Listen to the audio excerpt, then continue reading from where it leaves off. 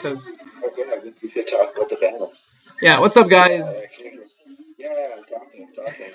What's up, guys? It's Chris of YUGIOH Memes here with my friend Ryan. How do you pronounce your last name? Nisker? Hey, everybody. Yeah. Ryan's really laggy on my screen for some reason, and I don't know why I can't see him properly. But there's this picture. I'll put a link to his YouTube.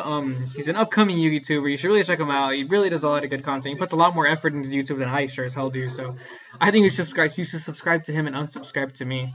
Just kidding. I want my subscribers. Anyway, so what are we gonna talk about today, Ryan?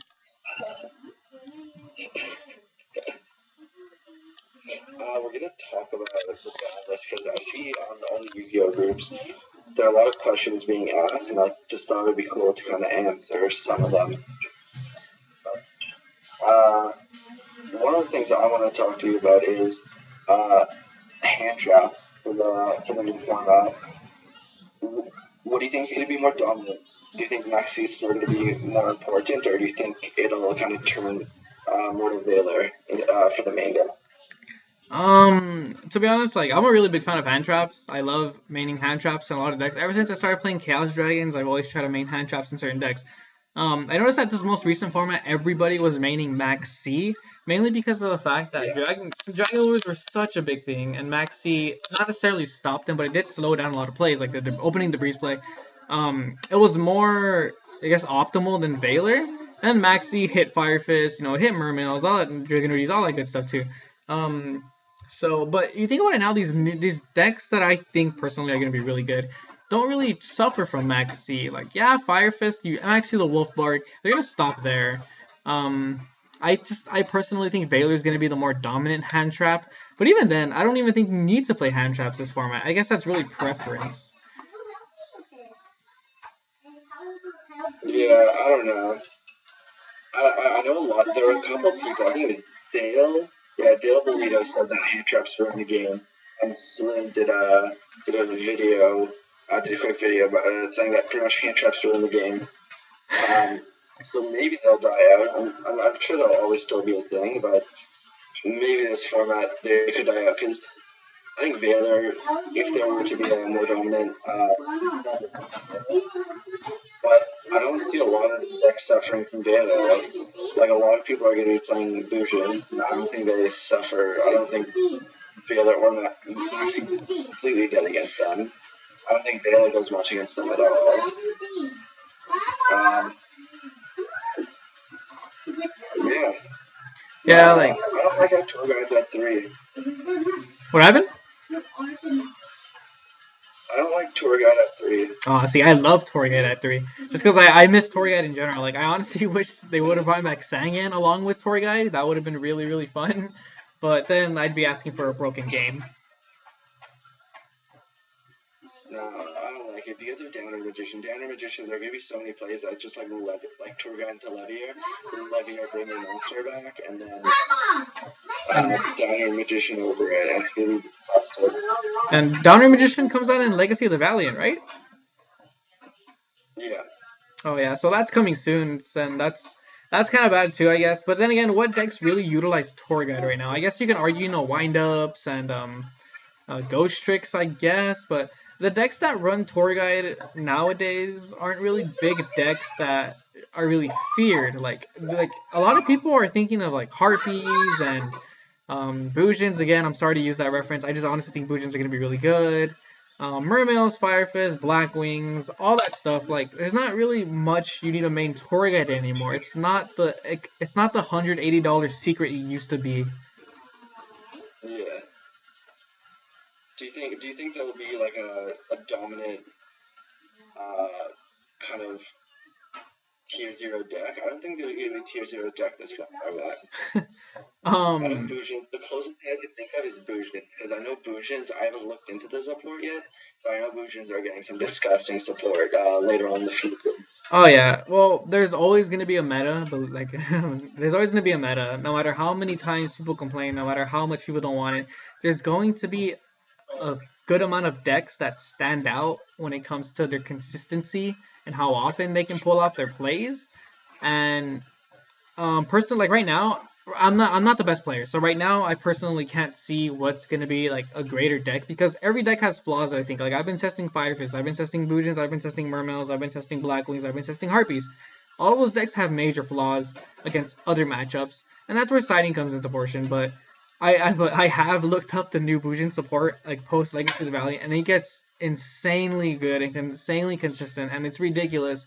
And I think that's gonna be the deck that people start complaining about. But then again, like Lighting Prisoning Mirror is gonna be a card. But then again, like the Illusion has like so many hand traps too, so that sucks. You have to play around the hand traps, which is really hard. So you have to decide in debunk and they will only have one defisher and one macro. So I guess it really depends on what comes out along with the Bujin support. But I do think that is gonna be one of the biggest decks to fear. It still bugs me. I never understood why Tanky was hit to 2. Um, Like dragons were a thing. Like Firefist wasn't doing anything. It's not like Tanky needed to be hit really. to be honest, Firefist weren't doing anything. Can start into. I don't know. I'm kind of mad that Tenki came back to 3, and like I guess just like it's just me. I noticed that what's wrong with Tanky as opposed to like E-Call and Rhoda, no E-Call and Spellbook Secrets and Hieratic Seal. The difference is that Tanky searches out any Beast Warrior, and you can manipulate that in so many decks as we've seen this past format. You'd use it in Fire Fist. You get Windup Rabbit with it. You can get. Oh wait, what? I used it in assault mode. Yeah, and I would into like the dragon room assault mode, and I would search out my assault base with it 100%. It's amazing. Yes, and that too. So, there's just too many. It searches out any beast warrior, any level 4 or lower beast warrior, and believe it or not, a lot of decks can utilize and manipulate that. So yeah, you can argue it gets negated by MST and all that other crap, but like first turn Tanky, you can't do anything. It's an automatic +1 because it technically still gives your monsters a boost. Like 1500 Rescue Rabbit, 1500 Windup Rabbit is better than 1400 Windup Rabbit. What decks do you have built right now that are your options? Because I have ARG Toronto coming up on January 14th, so I have to figure out what to play. Oh, well, the 3 decks I tested today, like when I mean tested, I mean like extensive testing. Like I literally spent half my day writing my essay and half my day testing. It was Fire Fist, Mermails, and Watts. And I can tell you right now that. Oh yeah. Yeah, I already told you, but I'll repeat it right now for the camera. Mermails lose to Boojins, and as much as a lot of people are gonna argue and say that I'm a bad player for losing to Boojins or whatever, and I'm playing Mermails wrong, it's really hard to play around Yamato when they have Crane in their hand and Turtle in the grave. I can't target Yamato with infantry or virtually anything. Yeah, I can pop their back row, but playing around Crane is really, really hard to do without wasting your resources. Fire Fist lose to Mermails and Harpies, just because the way I was playing Fire Fist, I played like the 4-axis, but then I started playing the old school Rabbit version, and I kind of like that build a little bit more because I run, I think, 13, 14 traps, which is a little easier for me. That went really well. And then Watts just lost to everything else, and I'm not going to play at this format, so... yeah. Well, there were 2 things. Oh yeah. People are posting 60 card Fire Fist decks. What's that about? I never understood what that was about. Oh my god, that's just stupid. That's just some one guy who got one top 8 at a random regionals with 130 people. Like, no offense to that guy. Good for you for getting your top 8. But, like, guys, just because this guy got a top 8 with a 60 card Fire Fist deck does not mean that that is a deck you should play.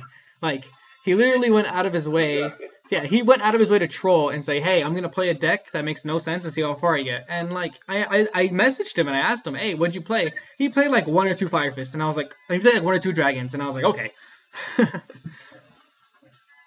Yeah, like... Yeah, exactly. That's one of the things I hate about Yu-Gi-Oh! Is, and I realized this when I was talking to Azad, I really hope I'm pronouncing that right. I'm not even going to try. Thunder King. I was talking to Thunder King. Me and Thunder King Rye were having a little chat, and